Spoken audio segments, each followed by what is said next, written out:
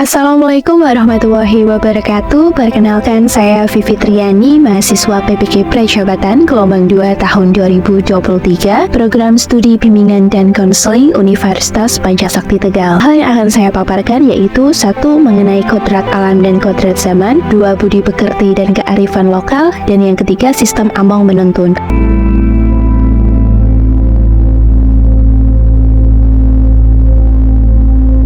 Pendidikan merupakan upaya untuk menuntun segala kodrat yang ada dalam diri setiap peserta didik agar mereka dapat mencapai keselamatan dan kebahagiaan yang setinggi-tingginya, baik sebagai manusia ataupun anggota masyarakat. Setiap peserta didik tentunya memiliki kodrat alam dan kodrat zamannya masing-masing. Kodrat alam merupakan potensi atau karakter dasar yang melekat alamiah dalam diri setiap peserta didik berdasarkan karakteristik lingkungan budaya daerah mereka. Kodrat alam meliputi potensi, kekuatan, dan sifat peserta didik. Setiap peserta didik lahir dengan keunikannya masing-masing, sehingga mereka pun memiliki kodrat alam yang berbeda-beda dan juga beragam. Sedangkan kodrat zaman merupakan segala potensi atau keadaan diri peserta didik yang berubah sesuai dengan kondisi sosial, budaya, atau perkembangan zamannya. Setiap peserta didik pada dasarnya memiliki nilai moral yang baik, yaitu sikap sopan dan santun kepada guru, orang tua, ataupun kepada teman-teman mereka. Namun seiring dengan perkembangan zaman, nilai-nilai kesopanan khususnya pada peserta didik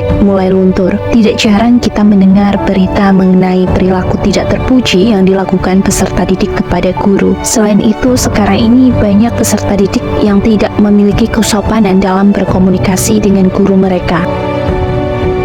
Selanjutnya yaitu budi pekerti dan kearifan lokal. Mulai lunturnya moral pada peserta didik membuat mereka tidak paham dengan penerapan sopan santun kepada orang yang lebih tua. Nilai kesopanan dapat ditingkatkan dengan memanfaatkan kearifan lokal yang ada di Indonesia. Peserta didik tentunya memiliki latar belakang daerah yang beragam. Setiap daerah memiliki bahasa daerahnya masing-masing. Seperti misalnya anak-anak yang berasal dari suku Jawa tentunya tidak asing dengan penggunaan bahasa Jawa. Penggunaan bahasa Jawa dibagi menjadi beberapa tingkatan tergantung lawan bicaranya. Salah satu tingkatannya yaitu bahasa Jawa kromo alus yang digunakan untuk berbicara dengan orang yang lebih tua. Hal ini menandakan sebagai suatu penghormatan dan juga sikap sopan dan santun. Namun, seiring dengan perkembangan zaman, penggunaan bahasa Jawa kromo alus sudah mulai ditinggalkan.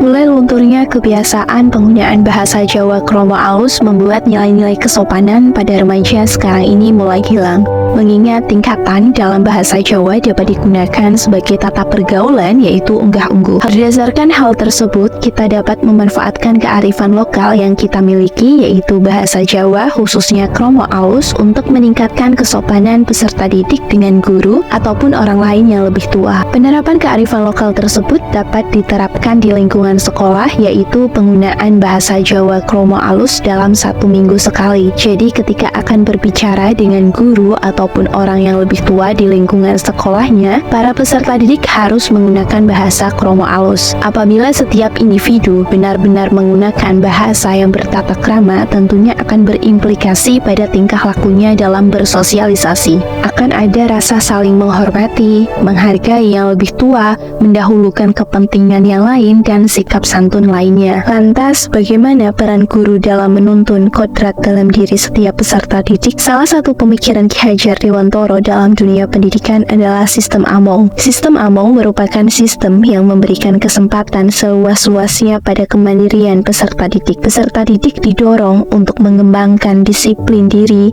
melalui pengalaman, pemahaman, dan upaya sendiri sehingga tercipta peserta didik yang merdeka. Sebagai seorang guru, tidak hanya bertugas untuk mengajar dan mendidik secara pengetahuan saja, tetapi guru juga harus menuntun, membimbing, dan mengarahkan kodrat atau potensi yang ada dalam diri setiap peserta didik agar mereka dapat mencapai keselamatan dalam kehidupan. Hal ini selaras dengan pemikiran Ki Hajar Dewantoro dalam sistem among yang terdiri dari unsur asah, asih, dan asuh. Asah dapat diartikan sebagai mendidik. Seorang guru tidak hanya memberikan materi, tetapi juga mendidik agar peserta didik memiliki karakter yang positif. Misalnya dalam hal ini melalui penerapan berbahasa Jawa kromo alus dapat membentuk nilai-nilai moral seperti seperti sopan dan santun pada peserta didik. Kemudian yaitu asih, dapat diartikan sebagai mencintai. Hal lain yang dibutuhkan peserta didik selain pengetahuan yaitu rasa dicintai dan disayangi oleh guru mereka. Menjadi seorang guru harus menunjukkan rasa kasih sayangnya kepada peserta didik. Dalam pelaksanaan sehari berbahasa Jawa ini, guru dapat memberikan apresiasi kepada peserta didik yang konsisten menggunakan bahasa Jawa kromo alus untuk berbicara dengan guru atau orang yang lebih tua di lingkungan sekolah. Kemudian yang ketiga yaitu asuh,